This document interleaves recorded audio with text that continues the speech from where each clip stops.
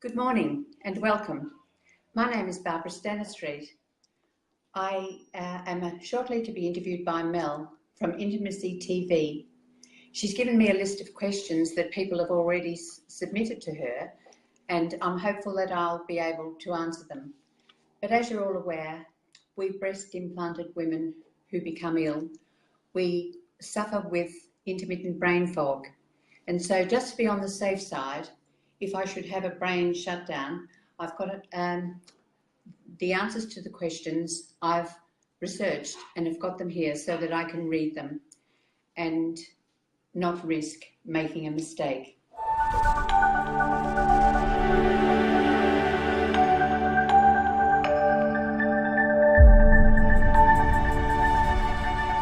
Hi everybody, I'm Mel Macdonald from intimacyTV. I'm really excited today to do this interview with Barbara. intimacyTV is about raw conversation with real education. It's not something that we're not seeing a lot of. That's what I've actually discovered. And I think it's really important that today we literally go and we start talking about real stuff and start also following our instincts, because ladies, that is one thing that we have that men aren't as in touch with. What do you think about that? Yeah, intuition is really important, isn't it? Yeah. We were just saying that we don't believe in anything such as coincidence. Coincidence is non-existent. So what I'm going to do now is we're going to do two at the same time. So I'm going to connect live here onto my phone, and we're going to 3, 2, 1. So now I'm live. This is Mel from intimacyTV. As you can see, guys, I'm actually filming at the same time. So bear with us, the viewers there, and I'm going to be right back because I want to quickly show you guys something. This is Barbara Stanistreet. We're going to hold this up. Oh, hold up this book. She's the author of The Boobie Trap.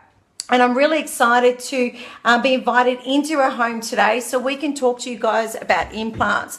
But bear with me for one moment because I am going to quickly walk around, because what I want to show you is some of the other stuff that we've got here. For those people that need some legal information down the track, and look at this, we've got a whole entire room full of research. So the important thing that I want you guys to know is that this lady that I'm interviewing today has not just decided, oh, I've had an experience and I want to write it. She has taken the time to do a lot of research. 10, oh my God, 10 years of research. Okay, so I'm going to flip the camera around and we're going to sit down and we're going to do the double interview at the same time. So excited to have both my viewers, intimacyTV viewers, and also viewers from Barbara's Facebook group. So one moment. Beautiful. So Barbara, thank you for allowing me into your home and to actually talk to you about breast implants today. I really, really appreciate your time. Not as much as I appreciate the opportunity of having you come into my home and help advance the cause of sick breast implanted women. Now, I've got this list of questions that you gave me. Yes. Would you like me to just go ahead with those now? Oh, I think they're perfect. So, yeah, the first one I was asking you was what made you get your first implants? What happened was I was actually trying to become a mother and had difficulty conceiving. And it was in the days before IVF. And I was given a cocktail of various hormones which caused my breast tissue to become very unstable. And over a long period of time, I had a total of 12 lumps removed. And it was decided that it would be better, there were emerging concerns of a cancer risk, that I have my breast removed. So I underwent double mastectomy, and the surgeon who did it suggested that I have silicone placed into my body. And I know a lot of you will be able to relate to the fact that I was told that silicone was inert, that it was in a lot of foods and medicines, that it didn't do anything, and that the implants that he put in my body would last forever. So that was how I came to have the breast implants. And how many times have you actually had implants put into your body? I had a total of 3 lots of implants, so that's a lot of 3 lots of chemicals into my body. The first lot I had in for 17 years, but over many of those years I was sick, and I was, like many of us, diagnosed crazy, and I was actually treated with mind-altering medication for a period of 20 years. Wow. Now, eventually I asked if my implants could be replaced because I was fearful that perhaps they might have ruptured. And so they were replaced with PIP implants, unbeknown to me. And at that time, PIP implants could not be legally supplied in Australia. I was used for purposes of human experimentation without my knowledge or consent. But these PIP implants, they are actually made, as you know, with industrial grade silicone. And, I think it's the part that they don't really understand is what they are made from. Yes. Well, the original ones. They started to, so initially PIP implants, they weren't available in America or they weren't available in Australia because they didn't even meet even minimal safety standards. Right. And I've not ever been able to find out what, I can only really speak about our regulator, the TGA, because there are regulators in 65 different countries, and they all have different policies and procedures that they adhere to, and they're quite different. So the TGA is the Therapeutic Goods Administration, and what they do is they regulate medicines and medical devices in Australia. So this is classified as a medical device. And and they were not, the TGA was not established until 1989. Okay. And so there were 300,000 PIP implants put into women across 65 countries. Okay. And they were 120th the price. They were very, very cheap, and so that's why they used them. So the doctors charged the patients an enormous amount of money for the devices, and they managed to purchase the devices themselves at a very low cost. Yeah. And they mixed their industrial silicone with medically approved silicone to make, and it was the same silicone that was used to make mattresses and mattresses that we sleep on. The mattresses that we sleep on, okay. And they contained fuel additives and substances used to manufacture rubber tires and computer components. So we've got mattresses and tires inside our bodies. The components we've got the chemicals that were used to make those items in our body. In our bodies. Oh my God! So just quickly, guys, did you get that? I'm actually quite disturbed with what you've just said. You know, because here we're thinking that we've got this safe product that's being inserted into our bodies, but we've got products that have got these serious chemicals in them. So I find that quite disturbing actually. Now, one of the other things that you did say was that you had your first set of implants in for 17 years. So is it true that originally when implants were sold that they were told, you know, they told people that it would be you only need one set and you have them for life? Is that correct? That was it. And then they had no approval. That they weren't even sure you could. How it started out like that was that originally a lot of women, particularly in Japan, they were, you know, the prostitutes used silicone injections directly into the breast tissue. Yeah. And a lot of them became very, very ill. And so silicone, if it's injected directly into the body, is very, very dangerous. Okay. So what happened was they invented breast implants, and they were under the illusion that if they were inside a shell, then that would contain them, but they didn't really know a lot about them. So now what happens is that if an implant ruptures, especially outside of the capsule, I'll explain about the capsule to you in a minute, Mel, that it's the equivalent of having a silicone injection injected into your body, and it migrates throughout your whole body and it gets into every organ. Right, okay. Yes. Okay. So it's all a bit scary. It's all a bit scary when it's said like that. Yeah, it is. It's a reality check. Yeah, so what happens when implants are placed into the body, their body immediately recognises the foreign object, and it forms a capsule around the implant, strenuously defending itself against the foreign body. Okay. So, then I had, so what happened with these PIP ones, because they had so much rubbish in them, they actually became grossly distorted, And your breasts you're talking yes, about, yeah. They'd actually been superiorly placed above the muscle, and they came up here, and they were sitting up here very close to my chin. Okay. And so I had them replaced, and the 2 years later, so in 2001 I had the PRPs, and they were not on the Australian Register of Therapeutic Goods until 2004. And then in 2003 I had McGann implants placed into my body, and that was when my health coursed rapidly into a downward spiral. I became very, very ill. Okay. So that was that.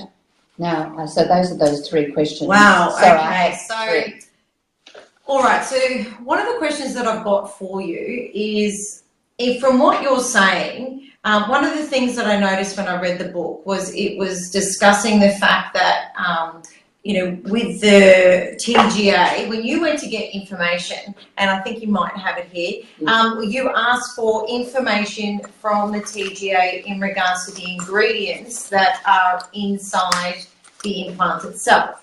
Yeah. And they kept talking about trade secrets. Yes. What actually happened was I've been asking, so when I got very, very sick and I was unable to find anybody in Australia who was able to help me, I conducted extensive research and had travelled alone to the USA to consult with an internationally recognised expert in the field of occupational and environmental medicine, because you understand that I've been a nurse. I don't nurse now, of course, but I did nurse, and yes. I trained in 7 specialty areas, one of which was occupational and health and safety. Yeah. And so I knew this doctor would be able to help me because he was familiar with you know, things that are in the environment, yeah. environmental triggers.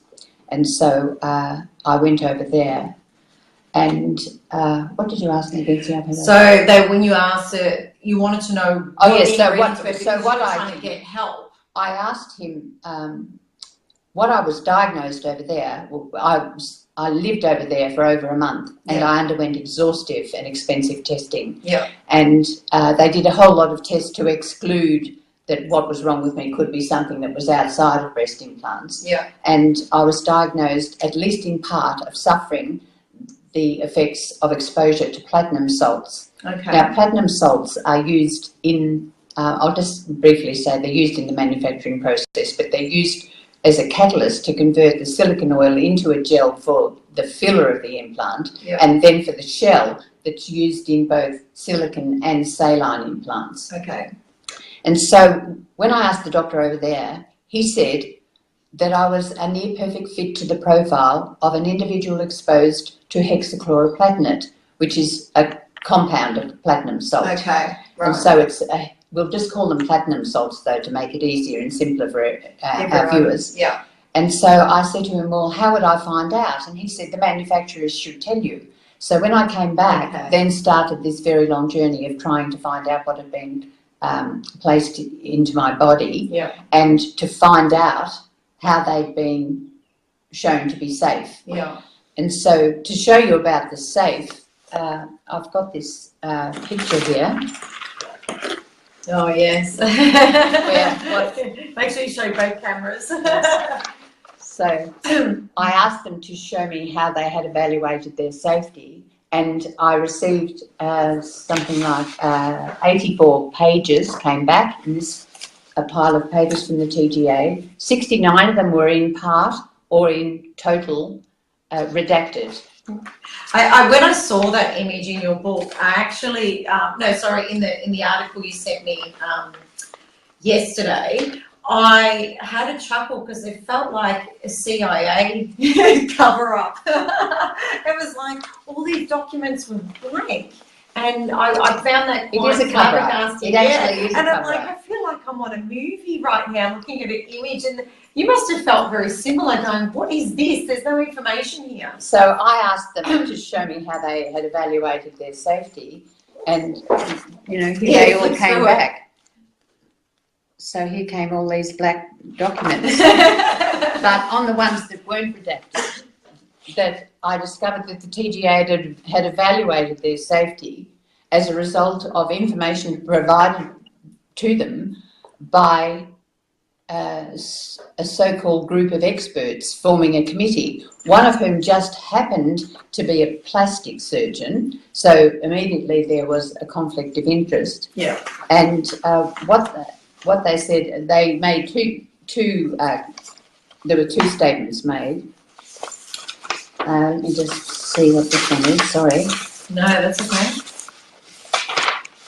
Yes, I do remember that section in the book talking about, the doctor itself. So it says here, from the available information and the testing performed on these devices, the evaluators, not one of whom was a scientist, consider that reasonable steps have been taken to establish their quality, safety and efficacy. Reasonable steps. Now, reasonable steps doesn't tell me they're safe. It tells me that reasonable steps have been made, but there's no indication that they're safety. They're not only not safe, they're also extremely dangerous. Right, okay. And so then I tried to find out what was in them, and they wouldn't tell me on the grounds that they were trade secrets. So Australia has this freedom of information law, which actually overrides the common law. So a doctor has a responsibility to treat a patient and to diagnose and treat them, look after them.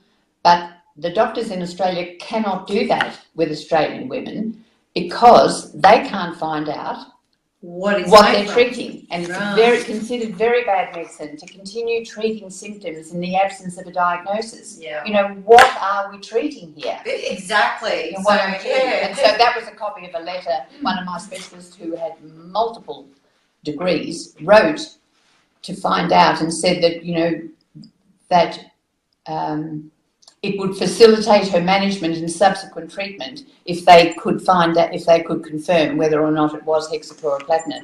They found one, when I asked about I ended up refining the scope and saying, could I have access to any documents that showed if hexachloroplatinate had been used in my implants? And they foolishly, wrote back and said they'd identified one folder, one document containing one page.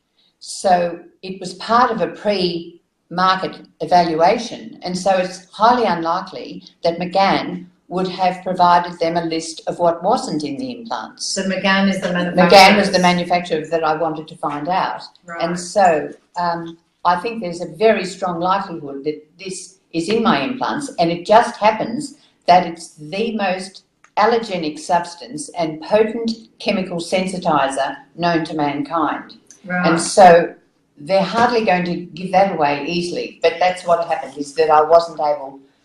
I've had, in all of these years of trying, I've got, so many of these applications to the TGA and so many of their responses. Yeah. And I've not been able to put my hand to anything that gives me any inclination that they're safe for human implantation, or anything that tells me what's in them.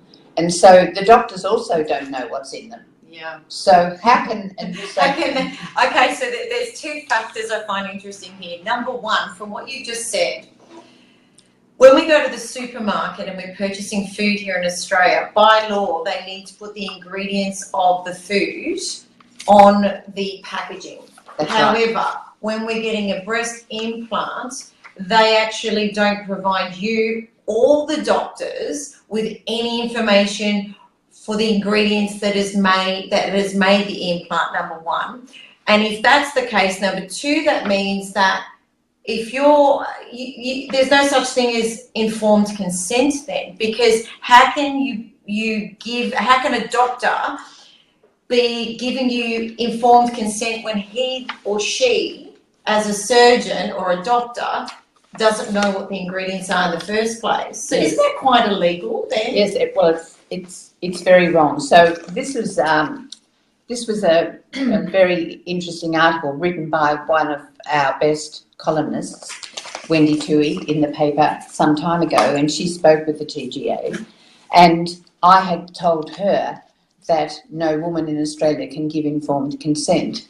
Now, I've read John Byrne's book, his story of personal tragedy and corporate betrayal inside the silicone breast implant crisis, and it opens with a definition of the book title.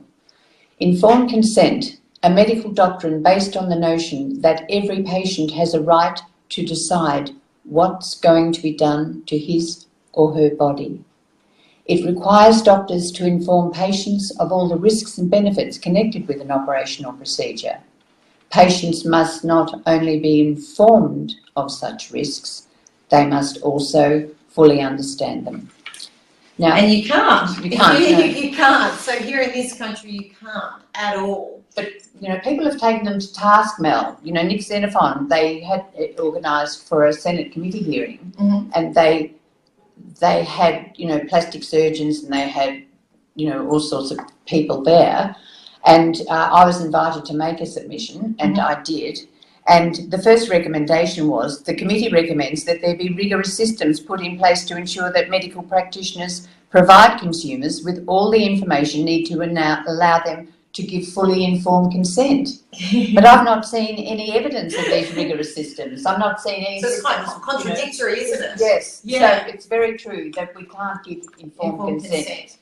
Okay, so what do you think about that, Mel? I quite frankly find it disgraceful. I find it very scary to think that, you know, we spend so much time wanting to know what things are made from and what we're consuming in our body. But we're talking about, we're not eating something and then it leaving our system, or you're hoping it's leaving your system. We're actually putting something in our body for a long period of time, and it's the thing that's staying in our system the longest that we can't get That's what they information say, you know? about. How can anybody possibly believe you could put something with all of those chemicals into a body for that length of time, and have them, you know, not anything go wrong? Yes. Yeah, well, that's okay. So that's the thing that I did notice, that originally with the original implants that went into the bodies, it was told that they would be a lifetime thing, but the case is that it's every 7 years you should be getting a breast implant replacement. Is that correct? That's what they're saying now, is that the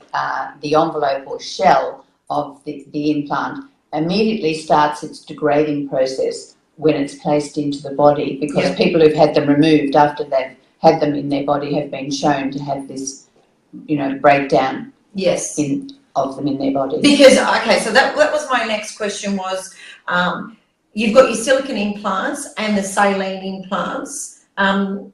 Obviously, we know that the difference between the two is that one is supposed to have more of a water substance on the inside. One of them actually is fitted with a valve, and it's most commonly, it's actually, so it has exactly the same shell. Correct. With these a lot of these very dangerous chemicals in them to make it go hard in the shell. Yeah. And they're placed into the body, and they're inflated with a sterile saline solution. Right. Through this valve. Yeah. But over time, a lot of people have got very, very sick from the saline implants because the valves have been found to become faulty. Right. And regardless, because of the fluid inside it, there's a lot of people have been very badly affected with mould. Ooh. Which makes them very, very ill. There's a lot of women on here. But what I think, if you said to me, what is the biggest complaint about all of these thousands of women with whom I'm in contact with? You know, there's one group out there there's, you know, well over 50 breast implant illness groups on Facebook now. Yeah. And, you know, the single complaint is that all of those women were deceived, that they were told they were safe by their doctors. Yeah. And, you know, I mean, how many of them, if they'd been told, if their doctors had said, well, you know, the best I can offer you is a reasonable assurance of safety, how many of them would have gone ahead and had that procedure carried out? I think this is the biggest thing, is that you'd feel like that you've been betrayed by the one person that you're supposed to trust, which is your doctor. Yes. But your doctor actually has zero information on what the product is other than what it looks like. He's got no real information about what it's made from. So he can't even make a informed decision himself. No. They're just going, well, I can make a lot of money out of this. Yeah, they do make a lot of money, millions. They only take 20 minutes to get in, and they churn them through like you wouldn't believe. But the thing about it is that, you know, it's very, very bad that they're lied to and that they're told that they're safe. But even worse than that, and I think it borders on cruelty, is the doctors who implant them are plastic surgeons. Yes. They're not generalist physicians. Yes. They know nothing, little or nothing, about the complex operations of the brain, or of the kidneys, or of the liver, or of the pancreas, or of any of these other systems, that because this toxic bag of chemicals has been placed in the body, yeah, it doesn't just affect the little toe. Yeah. These women suffer multi-system disease processes. So when they get sick after they've had implants, some of them go back to their plastic surgeons, and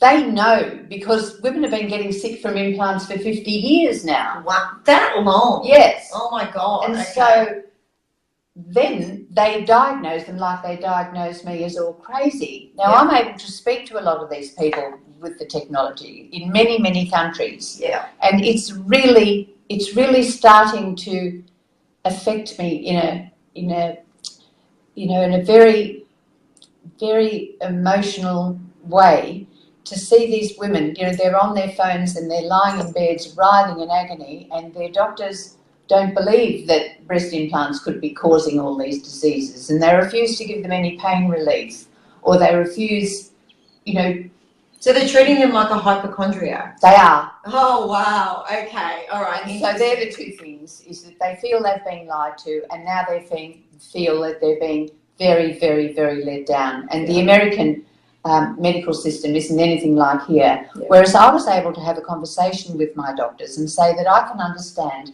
that it's very, very difficult for a doctor, like my general practitioner, for example, who I don't know how I'd function without, to be able to work out what's going on with all of these multi-system disease processes. So I started out, like most start out, by being referred to the urology man, and for the terrible palpitations to the cardiologist, and for the brain fog to the neurologist, and going to one specialist after another. I've spent an absolute fortune on my healthcare. Yeah. But we are really unrealistic to expect that any one doctor that we go to will be able to help us. Yeah. And so I've actually given up now and come to the realisation that there's not a lot that can be done for me. Okay. But I suffer a lot of pain and suffer with sleep disorders and, all of the, you asked about them, I'll read them out to you. Yeah. And so, but my doctor, what my doctor does, I said, if you could just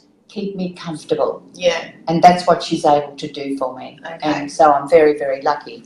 So, okay, so I want to just, I suppose, clarify a couple of things, because you're going to have a lot of women out there that have got implants and have said, I'm perfectly fine, there's nothing wrong with me. Because a lot of women who have implants don't get sick. Okay. I actually wrote it down here so that I'd be able to give the accurate information. So not all women get sick from implants. But no procedure has as yet been developed to pre-test patients to determine which ones have the potential for developing an immune response. Okay. And so right now, the ones that are having this immune response, or it's like an allergic reaction. It is. You don't know until it's in your body. And then it's too late because the damage is done. Right. That there is no known chelation therapy to rid the body of the components of breast implants. What's the percentage rate that's showing of women, well, from what research you've been able to find, what's the percentage of women that would be showing as an allergic reaction by having implants? My doctor in America told me that between 10 and 20% suffer the acute allergies of the heavy metal that was placed into my body, and now I absolutely have confirmation of that because I sent my specimens to America, and a very excessive amounts of platinum were found in my hair, blood, nails, and urine. Wow. And I also took my explants to America, and they found excessive amounts of platinum. So you were able to keep your implants? I kept them. I paid for them, so they were mine. There's a lot of, should ask for that, ladies and when you're getting them taken out, because then you can go and get that tested. Well, anybody who can takes something that belongs to me is actually a thief. I love it. All right. Now, we are about to, guys, we're about to hit our 30-minute mark. And what happens with that is that, unfortunately, Facebook Live, it's going to cut us off. So please give us a couple of minutes, because we're going to do another one, because I don't think we're finished here yet. So give us a couple of minutes so that way I can have a look at any of the questions and remarks that have been coming through. And we're going to do another one. So hang with us and we'll talk soon. Okay, so hi again. We've got the two cameras happening at once. Look, we just had so much information and so many people on that we needed to just take a few minutes so I could read all the comments, guys. So thank you very much. It's really important.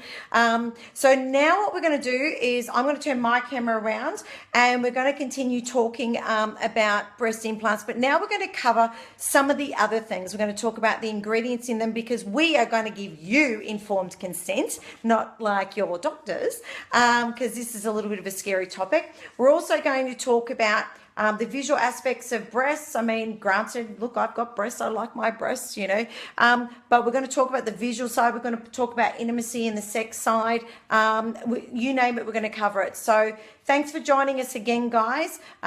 Do remember that these videos can be shared. The more information that we've got out there, the better. We're trying to give you as much information as you can, because at intimacyTV, we're all about real education and raw conversation. So I'm just going to turn my camera around and we're going to continue this interview, because it's been amazing.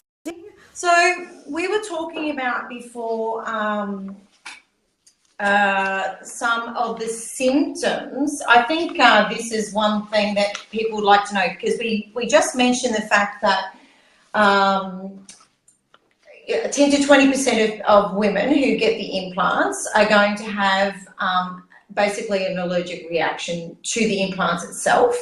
So with that in mind, just so women that have got the implants, or women that are thinking of getting implants put in, what are the kinds of symptoms that they could possibly be going through or may go through, just so that they're aware? Well, for me, the symptoms began slowly, almost imperceptibly, really, and I certainly didn't link them for a very long time to my implants, because I was assured that they were safe. Yeah. And it was quite a coincidence, really, because I was coming back to Melbourne and I asked a friend of mine in Sydney, who I knew had held a senior psychiatric position at a psychiatric hospital in Melbourne, if she could recommend a psychiatrist that I could get another opinion from, because I was absolutely sure I wasn't crazy. Yeah. But twice a year, I've got these, what they turned out to be, were flare-ups of symptoms. And so I went to see this psychiatrist, and I hadn't been seeing him for very long at all. And he looked at me across the room and he said, "Barbara, what's wrong with you is in your body, not in your mind."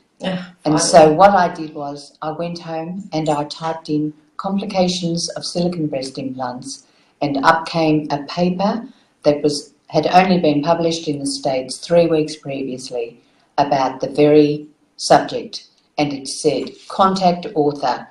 So I wrote to Dr. Susan Maharaj in Maryland, and she wrote back and said, "I hate to be the bearer of good news, but your symptoms mirror those of many hundreds of thousands of women who complain of being sick following breast implants." Wow. Now, Mel, the majority of my viewers on here would be familiar with both the symptoms and the makeup of breast implants, because there are so many groups, and, you know, I'm very grateful. I wouldn't be able to be here with Mel today if it wasn't for the input from all of you, hundreds of thousands of people in many countries who have been so supportive of me. And so, but there are many people watching this today who have no idea of what's in breast implants. Yeah. And so I'll just run through them. They've got neurotoxins. They've got a lot of, you know, highly technical names, which won't mean anything, but neurotoxins affect, you know, can do nerve damage and cause pain. And a lot of them are carcinogens. And as we all know, that we now have the clinical entity of breast implant associated anaplastic large cell lymphoma, and a lot of you would have seen my photo with an Australian woman taken in the city when we met up on Friday night, who has had this terrible cancer of the immune system. So there's silicone, and there's formaldehyde, there's talcum powder, there's cleaning solvents, there's xylene, there's stearic acid, zinc oxide, phenol, lacquer, thinner, epoxy resin, epoxy hardener, printing ink, metal cleaning acid, colour pigments as release agents, heavy metals such as aluminium and platinum, and silica. Wow. And then the symptoms, well, the first thing that struck me was that I used to be a very good sleeper and I was always told I had the energy of 3 people. And I suddenly lost my energy and I became terribly tired, and everything, became so much harder to do.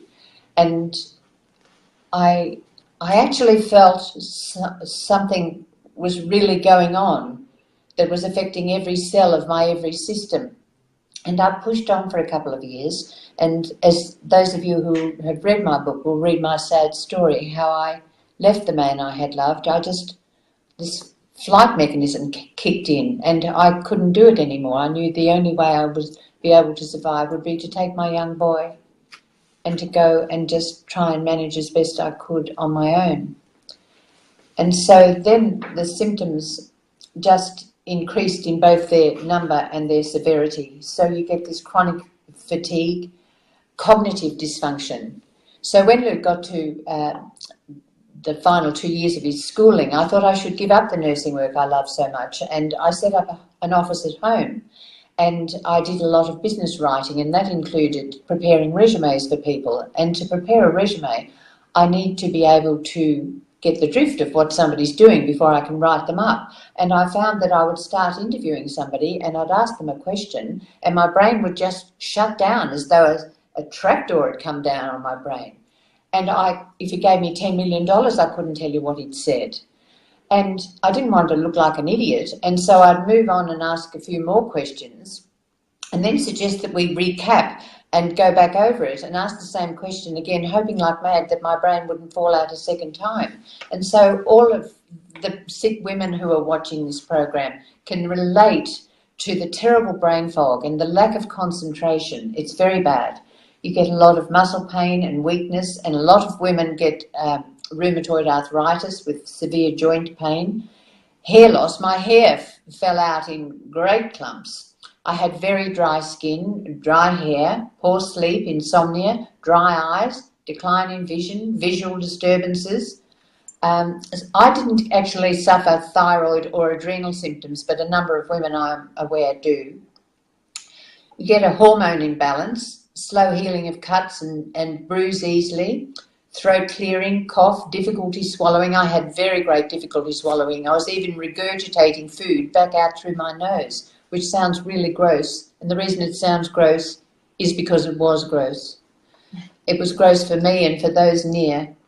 I had, gastrointestinal and digestive issues, terrible night sweats. I had to get up in the night and take the whole bed, even including the mattress protector, and remake the bed. But rest assured, I didn't really put much focus on doing hospital corners at 2 a.m. No. I just laid I don't know why you bothered with putting on new sheets. They were soaking wet. I couldn't sleep in them. It makes menopause look like nothing, doesn't it? Yes, it does. And so it takes a long time to get over a common cold. You seem to be with it for ages. And then you get this terrible rhinitis where you're talking to someone and all of a sudden all this clear fluid starts dropping out of your nose. It's very bad. Fungal infections, skin rashes, and I got these terrible itches, sudden food intolerance and allergies, headaches. Heart palpitations were shocking. They were very scary. Swollen and tender lymph nodes. Yes. And frequent urination, numbness and tingling sensations in upper and lower limbs, cold and discoloured limbs, hands and feet, general chest discomfort, shortness of breath, pain and burning sensation around the implant or underarm, liver and kidney dysfunction, cramping, toxic shock symptoms, symptoms or diagnosis of fibromyalgia and Lyme disease, symptoms or diagnosis of autoimmune diseases such as Raynaud's syndrome, and so the list goes on and on and on. Can I ask you, when like when we buy medication from the chemist, they have normally on the box, or they'll have it inside, they'll have an insert saying that these could be the possible symptoms that you're going to get if you take this medication. At any time when you, and all 3 operations that you had, were you ever given a list of possible symptoms that you were going to get, other than the stitching or something like that? No, nothing. Idea. Nothing at all? No, nothing. Right, Nothing. Okay. And does that not look a little sus? Well, they said they were safe. They were safe. So let's just look at it. They said silicone didn't do anything. Yeah. It was inert, which was not true. Yeah. They said they were safe, and they said they'd last forever. So why would you suddenly think that if you got a migraine that was 20 times worse than you'd previously been that it would experiencing, that you'd say, hang on a minute, that's from the implants. Yeah. You know what I mean? And so all of these things kept coming on. But not, I didn't think until the psychiatrist said to me, what's wrong with you is in your body, not in your mind. Okay, so in saying that, so that just between the ingredients you said and the symptoms, which I'm quite mortified at the moment, suicides. So, because, I mean, it sounds like this would be something that definitely, if you're sitting there, I suppose my thoughts on it are, if you are being told that basically you're a hypochondriac and that there is no connection between anything and your symptoms, and definitely not the implants, wouldn't it make you get to a stage where you just, if you're that sick all the time and you know you're sick and everybody else is telling you you're crazy, wouldn't that make you just want to take your life? It wasn't that so much that there was a period where I was on 24-hour suicide watch. I was so suicidal that my husband was advised not to leave me alone for a second. Okay. And I was always contemplating, when I'd get this way, a very violent death, like driving into a train or running out onto a highway or something where I'd be killed instantly, or driving into a tree.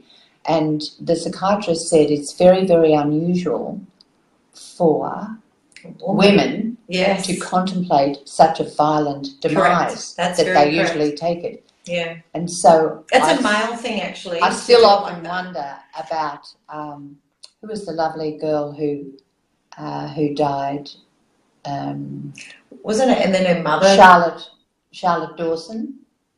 Okay. Yes, I remember the name. Yes, and so she actually hung herself. Yeah. And I didn't know it because I don't watch television, and so I like that kind of television much, and so. But I saw the photo of her in a paper, and I could see that she had the implants. And then I read a story, and she had ruptured silicone implants, and she'd been terribly sick. And so she would have been doing this feigning the wellness. That's very difficult too. Do you see what I mean? And so I don't know. Nobody knows. But I sometimes wonder the link between her hanging herself and her breast implants. Because you're right. Being someone who knows quite a lot about suicide, that is correct. Women don't normally suicide in a way that they're going to really have serious bodily harm on their bodies. They actually like to do it in a more of a gassing in the car kind of way, so their body's not got massive scars on it. So it's very unusual for women to shoot themselves or hang themselves or anything like that. Yes, it was. But the thing about it for me was, and, people think that if you're not on life support in intensive care, there's not much wrong with you. Yeah. But honestly, with breast implant disease, all I can say is that you just feel very, very, very, very bad. Yeah. I have days sometimes now where I feel very bad. And all these women that are listening out there, they will be able to relate to very bad. Yeah. They'll know exactly what I mean. So it's definitely... And so you just think, I can't. And they say to me when they're on the phone to me, I don't know. When I get up in the night, for example, I look at my phone and to check that everybody's all right, because I can tell from their posts if they're not. And one night I looked on, the first thing I read was, I'm researching suicide. Oh, And wow. I dialed this woman's number and she answered the phone. I dialed it on FaceTime and she answered the phone. She said, my husband's not home for hours and my baby's with a neighbour. And I said, is Wow. the baby within walking distance? We'll walk over and get the baby. Do you know? And so you just feel you can't keep going any longer feeling so bad. Yeah. And so you're clinging to life, you know. It's very, very bad.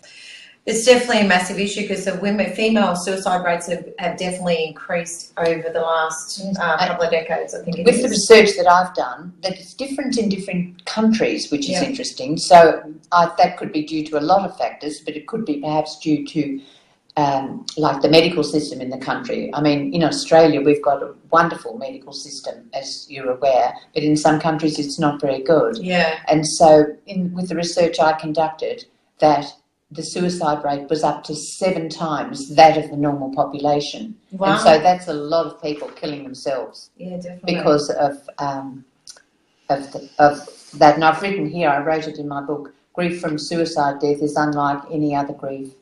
This is not my writing, I took it from somebody else. There's the shock of the sudden death, the unanswered questions that will never get answered, the negative stigma that surrounds suicide, and the silence and lack of comforting support from family and friends, because no one knows what to say. No, because you don't. And I mean, we've experienced suicide in my family. Oh, so I'm sorry about that. Yes, as I was saying, I really understand that, there's different, sometimes there isn't because the information's not out there, you can't pinpoint. So people do call you a hypochondriac, or they can't pinpoint exactly, what's the key, because it can be one key element that's connecting how you're physically feeling or mentally feeling, to what ends up becoming suicide. So I really understand that, and I really empathise with the women that are out there that are seriously asking questions to themselves, going, well, am I crazy? Because you get to a stage where you would question your own sanity if everybody else is telling you that, there's nothing wrong with you. You're going, but I could swear there is, and there hasn't until now been enough information for women to be able to go to somebody, and the fact that we've got social media now and we can be connected to the globe the way that we are now. We can all talk to each other. Oh, we've got a lot of people overseas watching now. I know, we've got a wonderful group in Australia now, and Jane and Raylene, who are the administrators of it, are both very caring and very capable. And what's the name of that group? It's called Breast Implant Illness. It's Australia, we just call it Oz/NZ, but it's the Australian and New Zealand group. Okay, so people from Australia, they can go and join that group and get more information and talk to other women. And then you can ask questions. And Jane runs a very professional group. Okay. And if Jane isn't able to get the information, she'll, she sometimes refers people to me. If it's something about the TGA, she'll say Barbara Stanistreet is the guru on that. Or she goes and researches it herself and says, I've come across this information. Right, okay. And I've been very, very fortunate with my son Luke. I'd like to say a very big thank you to you, Luke. I couldn't have done it without you. And having you with all of your legal expertise to help me and to say what I could do, or what was right, or what was legal, or what wasn't. I think it's benefited, it's almost as though I was meant to do this job with, all my medical and nursing background and my actual experience of having 3 lots of implants and having a son, a busy barrister who can still make time to help his mother. It's been wonderful. To get that book out, yes. I know. I was watching it while I was being edited. Yeah. So I was like, finish the book, hurry up. Yes, now you wanted to talk about the personal side. Let's talk about that now. So obviously some people are going to get implants because they've had a mastectomy. So that would be an obvious choice. But let's talk about the conversation about breasts altogether. I've had a few cases on Facebook where we've had people talk about burn the bra, and they're talking about the fact that bras are bad for you. And I personally believe that if you're not fitted correctly, which 80% of women are not fitted correctly for their bra, that obviously the underwire would be sitting in the wrong places and could affect the glands that you have there. And then in my opinion, any deodorant that's coming from a supermarket is full of aluminium, and we've already talked about aluminium as being one of the products in the implant, so that's also not a good thing. But we've really, over the years, and I know it's slightly changing now, breasts have just been plastered everywhere, and it's so important for women to have, you know, these large, voluptuous breasts. And there are a lot of viewers that have messaged me saying that their partners are wanting, the husbands are actually wanting them to get implants and they don't want to. And then sometimes I've had the other way around where the husband doesn't want their wife to get implants. So how do you feel about that and the whole breast conversation? I think that, you know, the reality is that men like big boobs. Yeah. But it's boobs or bottoms, isn't it? They're either bum men or boobs. That's what I say. So I think that a lot of women with very small breasts, they feel that they won't be attractive to the opposite sex, or they, you know, that they'll miss out on getting married and having a family because they have no breasts. Yeah. And so they, you know, for their own self-esteem, they go and have them done. Yeah. And I can understand that. I have read stories about those, and there's a very, very good video called Absolutely Safe that was actually came off. It was just finished when I was actually in America, and I saw it over there, one of the first people to actually see it. And she interviews a girl who is having breast implants because she wants them and her husband doesn't. Right. And another one who actually has a job as a pole dancer. Yes. And so a lot of times they for get those the sort of implants. things. And so she had them and then got very sick and had to have them out. Right, okay. So it cuts both ways. Okay. But I think that times are changing now, and that my understanding is that explantation is the 12th most common plastic surgery procedure being undertaken at the moment. Oh, wow. So it's like getting tattoos removed. That's getting quite popular too. Yes. Yeah. So I think that I can understand that a lot of people, you know, lack self-esteem, and a lot of people have genuine chest deformities. Do you know what I mean? And so they want to have them. But now there are so many other different options for women other than having implants in. They can have fat transfers and tissue transfers. You know, they can actually move it from one spot to another spot. I'm liking that. Yes. I'm sure a lot of women would like that. Yes. Yeah, they would. And so I think that now that there's so much information out there that suggests or just shows point blank that they're not safe, that they, I think that any woman of sound mind these days really would do more research than we did, and would, you know, I mean, there are people that are coming onto some of these sites that actually are not sick at the moment, but they've read about all these sicknesses and they've been and had them removed because, you know, they haven't, they're not really sick yet. Do you know what I mean? Okay, yeah. This whole conversation I'm finding quite scary, actually, to be honest with you. Okay, so we've got the implant side and the visual side. What happens? Does it alter your sex life? It does. So that what I actually was able to recognise with my first husband, Luke's father, and unfortunately very shortly after that he died. And I had other relationships in that time, but I didn't want to, you know, end up walking away from another marriage, which is what I did do. I married a very good man for the second time, and he was very, very supportive of me and very kind and good to me when I was sick. But I got so sick, Mel. I got so sick that everything got too hard, that you just can't. And you can't meet the demands. You know, it's too much if the dog wants you to play with him. Do you know what I mean? It's just all too hard. And so things like my husband saying to me, where are the stamps? I couldn't do stamps. I was lucky to sort of take a breath or swallow, let alone do stamps. Do you know what I mean? And so that's just and at night time to try and do a menu plan and cook a meal at night when I did not have 1 ounce of energy left in me was just too hard. And that the only way I could survive was on my own. But I did learn one thing. I learned that I could live alone, that what I had to do was to be able to really like myself, that I couldn't live with somebody that I didn't like.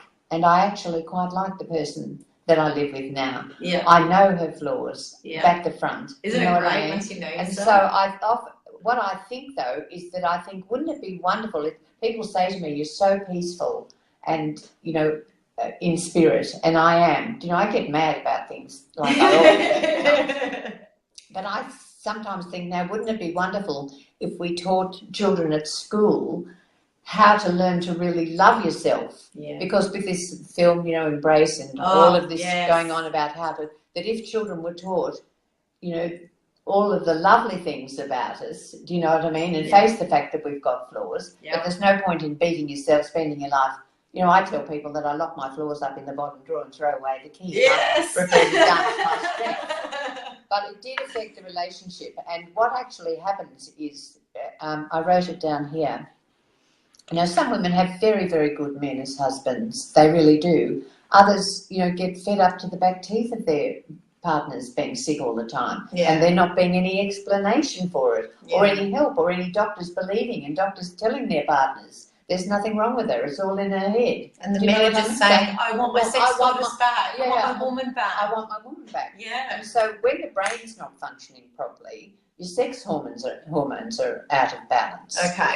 And so what happens then is there's a loss of libido, and the body's just not going to be willing. So I would assume that also, you know, I know that with different ages, like say you're going into menopause, that naturally as a woman your lubrication would change and you're not as lubricated. I would assume your hormones are changing because you've had the implants, so that could affect you sexually that way, and sex could become quite painful. It is very, very painful, because what happens is the mucous membranes throughout your whole body, so your eyes get dry, your mouth gets dry, all of your mucous membranes, and so sex becomes extremely painful. Yeah. And I used to get terrible cramping as well. Yeah. You know, it was very bad.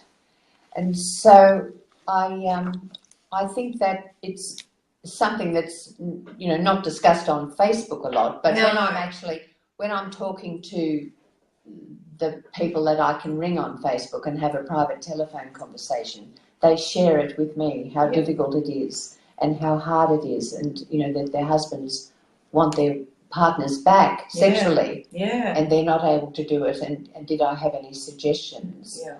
And I said, you just have to be very honest with them, and do you know what I mean? And lie with them and share the truth with them. And this is a real way you need to, like, really communicate. Yes. And get, you know, just get them to understand that you would if you could. Do you know what I mean? And that sometimes they're better than others. It's not all the time, because, as I say to people with breast implant illness, is we've got 12 systems in our body, and all of those are affected by implants. And our immune system I liken to an octopus that's got 6 arms, I think, and 2 legs. And so it's trying to keep all of these out-of-control systems in order. But what's happening is that all of the time some are escaping, because we don't have, the immune system wasn't designed to fight. It's overwhelmed. Yeah. And so what happens is that you get this constant, you know, constellation of symptoms which is on the move all the time. So, for example, with me, I might be getting on with doing the dishes, and from out of left field I suddenly get a surge and a very strange sensation, and then I get this excruciating pain through each and every joint in my body, and it might only last for 3 minutes and it's gone, and then I mightn't have anything. And so you do have spells in between time when you are sexually aroused and you're fine, but, you know, there is this problem with it. And then the other problem that a lot of the women talk about is the gross disfigurement of their body when they are explanted, because they're so sick. But because they have to remove the capsule itself and then everything that's around that too. Yes, and so it leaves them, if they, it depends on, some people have very big implants put in, and some people, you know, are smaller. Yeah. And so there's not a lot sometimes for the plastic surgeons to work with to reshape them after they've had an explantation. Okay. Some people look all right, and they do fluff out over time and take on, you know, their own shape and look a lot better. But a lot of women express to me their concerns that they're grossly disfigured. Yeah. Well, I am very, very disfigured because I had a double mastectomy and then them taken out. So now we don't have any. You don't have anything. Okay.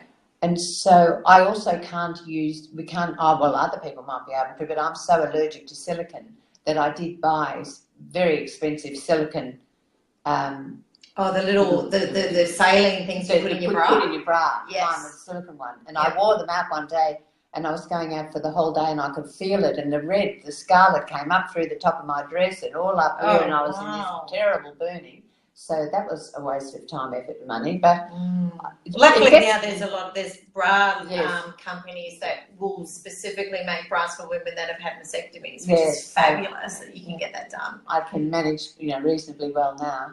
But it's another thing that I think that if you, you know, at a younger age were made feel good about yourself, do you know what I mean, and like yourself and like your own body, that when they came off, were taken from my body, my husband didn't mind at all. Yeah. And well, he might have minded, but he certainly didn't show it. Yeah. That I think that I've reached the stage where I don't need a couple of lumps of fat on my front to feel good about myself. Yeah. And that was the beauty of the movie or the documentary that's out now that's called Embrace. And I was telling you that I went and saw it last week. Yeah, and you know, it was about embracing your body. Look, I to be honest with you, what a lot of women don't understand is that those porn stars and models, they are actually probably the most insecure people on earth. And very unhappy. Very unhappy. And we look at them and we're going, oh, I want that body and I want that, you know, the shape and the bottom and the breast. However, I've worked as a professional photographer with a lot of models, and they're some of the most miserable people I've ever met. They're so unhappy. They're very, very insecure. So I find that interesting that, you know, we look at magazines and we're looking at what's out there, but we aren't aware that we do need to embrace the body that we've got. And quite frankly, if your partner is wanting you to have big boobs, he needs to maybe stop watching so much porn. Because, you know, I'm flabbergasted with, you know, the husbands that are asking their women to do that because they chose that woman knowing what she looked like at the beginning. And if that's not what you're satisfied with, then you need to be with somebody else at the beginning anyway. Why would you actually be with somebody, get married, and then go, I want you to now have these big boobs that I'm seeing somewhere else? To me, that is, you've just watched a lot of porn in your spare time, you know. I know, I've felt, you know, other women's breasts before. You know, I saw a woman, oh God, we're talking about 15 years ago, and I was like, wow, your breasts are amazing. And then I found out she was very young, you know, and she was probably in her 20s, and she'd had implants. Now, what she said to me was her doctor he was a massive, large man, and he put because I said, aren't you worried about them leaking? He said, no, he put the implant on the ground and he jumped up and down on it to show me that, hey, this won't break. So all this time we've been concerned about there just being breakage and leakage, but we haven't even spent any time thinking about, you know, that the silicone that has got the saline in it, you know, that actually could be killing us in a way, you know, slowly killing us, I'm going to say, because it is a slow, painful, by the sounds of it, you know, way to go. Or, you know, and in your case it's different. You've had a mastectomy, but I'm now thinking of the women that are going to get implants because they're not happy with their body.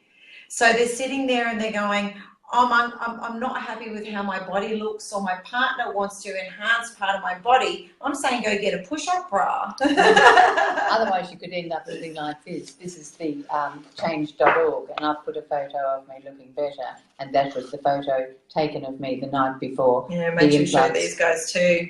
What are the questions that you would tell a young woman or a woman to ask her doctor when she's considering getting implants? What would be the few questions that you would suggest?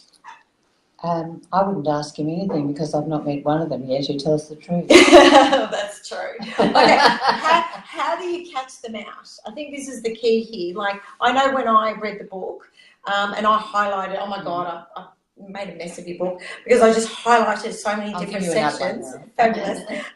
And one of the things I said to my girlfriend was, ask the surgeon what ingredients are in there, and if he can actually prove it to you, I'd be curious. And she did. She went and she had a consultation the following week. So she walked in, she had that, and she came back. She said, "You're right. He couldn't tell me." No.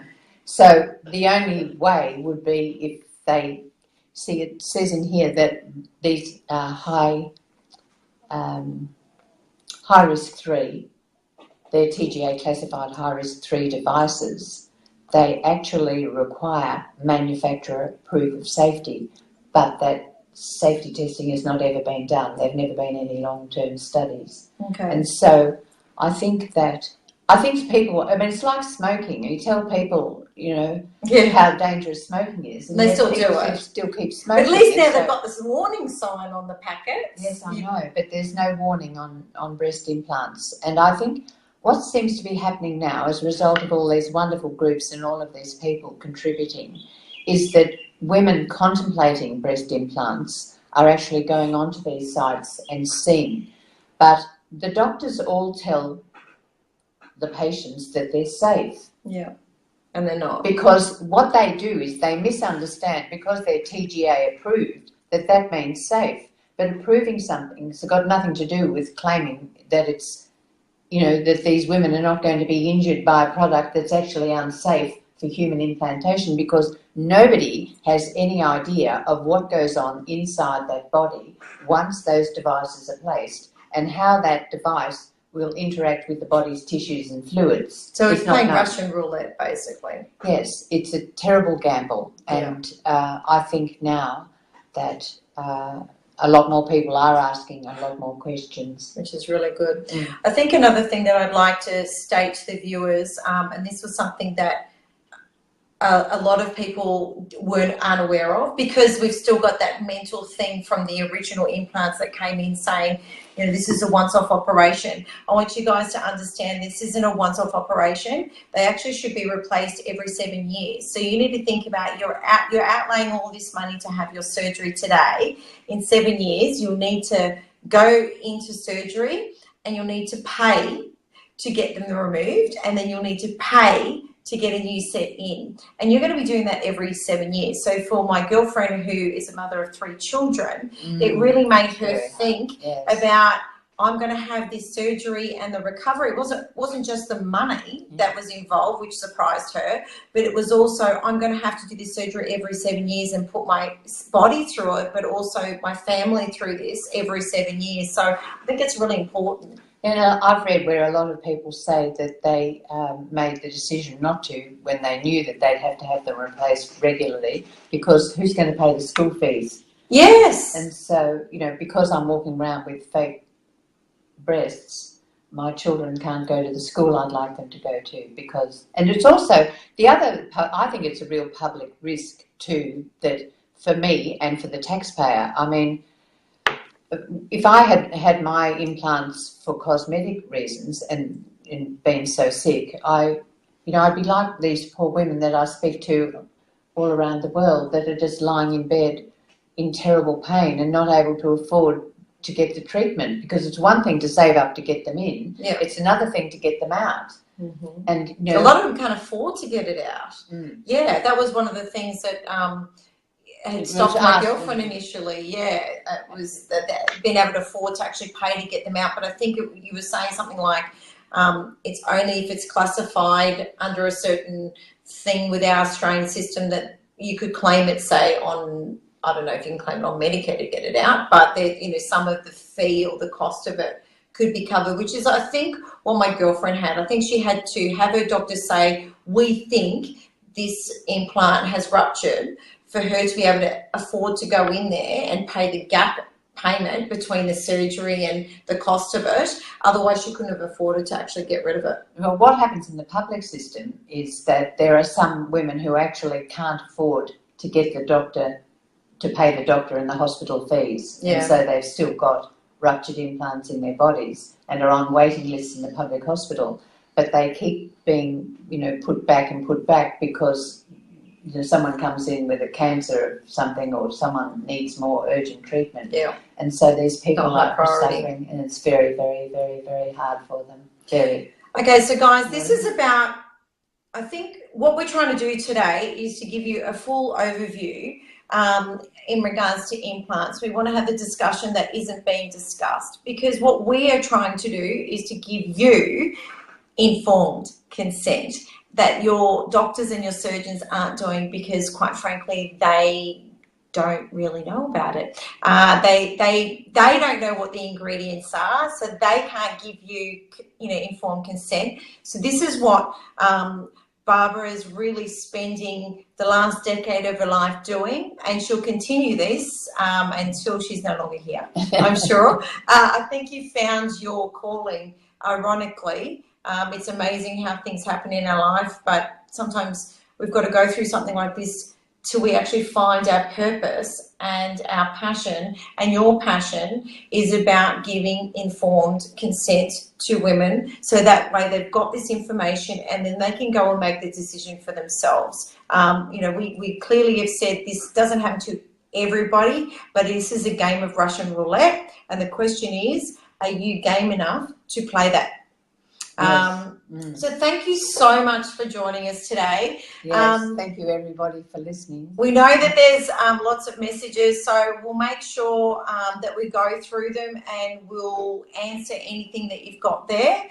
Anything else that you wanted to add there? I want to thank all of those people who've signed the petition. I've signed a petition for breast implants to be banned, and that the information be released so we can find out what's been placed in our bodies and be treated, and explain how the TGA allowed PRP and McGann implants legal supply during a time they were banned for women in the USA because of serious safety concerns. Get paid louder. I really want to say a very big thank you to Mel for taking the time and trouble to read my story, to spread it around, and to come here today and to work with me to help all of you. And I want to thank you all for your love and support and help over the years. And here's hoping we're on the home run now. Yes! To getting some satisfaction. So I'm very grateful to all of my friends who are not necessarily breast implanted or sick or nothing to do with them, who over the years have been patient and caring and supportive of me. So thank you all very, very much indeed. Thank you. So to our next episode at Intimacy TV, we may be doing more on this. We'll see. We're going to read all your comments, but thank you so much for joining us. And until next time, bye for now. Bye.